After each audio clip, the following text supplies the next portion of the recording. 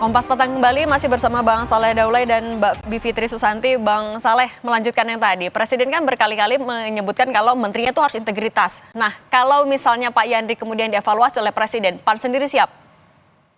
Jadi sebetulnya soal Presiden melakukan evaluasi terhadap anggota kabinetnya itu adalah hak prerogatif Presiden, itu hak konstitusionalnya Presiden. Jadi nggak usah ditanya kepada kita soal itu. Itu sebetulnya sudah saya kira dimaklumi oleh kita semua bahwa itu tidak bisa kita larang atau kita cegah gitu. Dan itu memang begitulah Presiden. Nah, tetapi kalau ditanya apakah kami siap atau tidak siap gitu ya, tentu kita siap. Bahkan kalau misalnya Presiden nanya kepada kita sebetulnya apa yang terjadi misalnya gitu, ya kita akan jelaskan melalui versi yang kita punya gitu loh. Jadi saya kira, tapi ini mohon maaf ya, kalau soal apa namanya anggota kabinet dengan pilkada yang ada di Serang, saya kira itu adalah dua hal yang berbeda lah ya. Jadi saya kira posisinya berbeda dalam konteks ini. Ini kan juga putusan Mahkamah Konstitusi kan dikaitkan ini seperti itu. Nah, pertanyaannya adalah apakah misalnya semua orang persepsinya sama dengan itu? Sementara kami sendiri kan persepsinya berbeda. Justru kami menilainya nggak seperti itu gitu. Dan saya kira banyak orang di Serang juga, justru warga Serang juga yang berpikirannya sama kita. Karena kami juga kerja keras. Dan saya ingat betul Ibu Ratu sama Pak Najib ini itu kerja keras kok turun kemana-mana. Dan mohon maaf itu hampir semua artis-artis yang ada di PAN itu bolak-balik itu bahkan berkali-kali datang ke Serang untuk kampanye. Dan itu kan tidak salah. Itu boleh, mereka politisi. Dan mohon maaf sekali lagi ya, kalau soal tadi, apakah misalnya ada pelanggaran kalau misalnya gubernur kemudian ada anaknya maju untuk pileg pilkada misalnya, dan misalnya ayahnya ikut misalnya mendampingi seperti itu. Nah, itu kan sering terjadi juga di Indonesia. Nah, ini yang saya kira menjadi hal-hal yang perlu masih didiskusikan lebih jauh sehingga kita tidak salah mempersepsikan apa yang sedang terjadi dan apa yang menjadi putusan Mahkamah Konstitusi. Oke, soal persepsi tadi Pak Bivitri, tapi menurut Anda sebenarnya kasus ini akan mempengaruhi persepsi publikah terhadap integritas menteri-menterinya Presiden?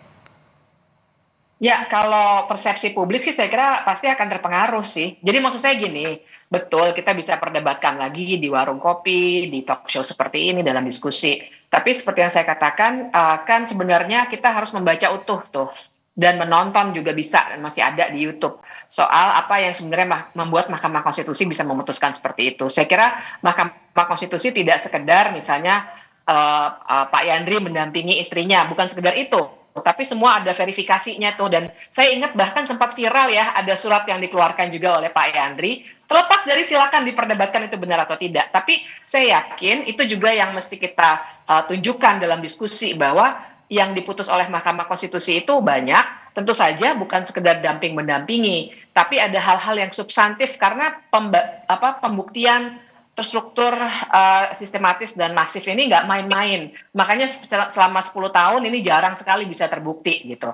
Nah, jadi dengan itu maka harusnya benar-benar bisa ditunjukkan kepada publik, karena kalau soalnya adalah apakah boleh seorang suami mendampingi istri, boleh, tapi kan yang dipersoalkan dalam sebuah pemilihan ataupun proses governance yang manapun adalah kemungkinan adanya conflict of interest. Jadi yang dibuktikan oleh Mahkamah Konstitusi sebenarnya apakah ada abuse of power gitu, jadi menggunakan kewenangan yang ada, apalagi memang kita harus ingat jabatan Pak Yandri itu kan Menteri Desa.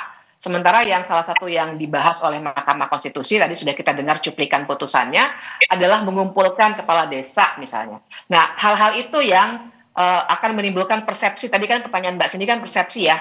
Nah, artinya kan persepsi ini kemudian harus direspons dengan kejelasan-kejelasan dari partai soal bagaimana sih sebenarnya aturan mainnya di dalam partai sampai dengan bisa menghindari adanya abuse of power seperti ini. Karena soalnya di jabatan itu, Mbak Cindy. Oke. Jadi silakan, Bang. saya mau tanggapi ya.